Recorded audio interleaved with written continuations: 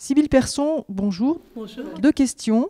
Quelles sont les limites qui entravent notre façon de penser, l'accompagnement en général et le coaching en particulier ? Le mot important dans ce que vous dites, c'est penser. On sait que les théories précèdent les pratiques, en fait. Et je crois qu'on a observé deux évolutions majeures ces dernières années pour penser justement l'accompagnement et le coaching.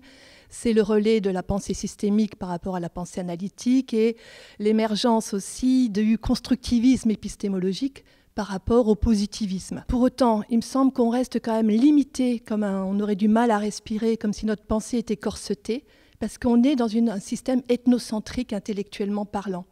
Et il me semble que du côté des pensées asiatiques, notamment la chinoise, celle à laquelle je m'intéresse particulièrement, il y a tout un savoir naturel de ce qu'est la régulation.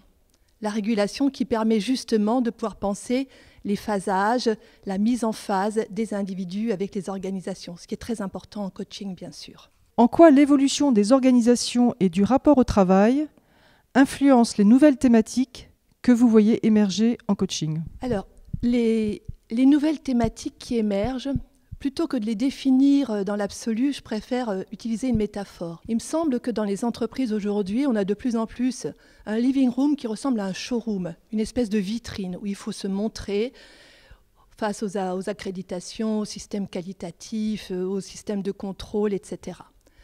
Que par ailleurs, on a bien conscience qu'il y a un back-office ou une espèce de cuisine qui était celle dans la tête se faisait le coaching avant et l'accompagnement. Mais il me semble qu'aujourd'hui, il faut en plus recréer des espaces qu'on pourrait appeler des salles de bain, voire des toilettes, voire des boudoirs, pour pouvoir digérer les blessures du travail qui ont été mises en relief par la clinique de l'activité.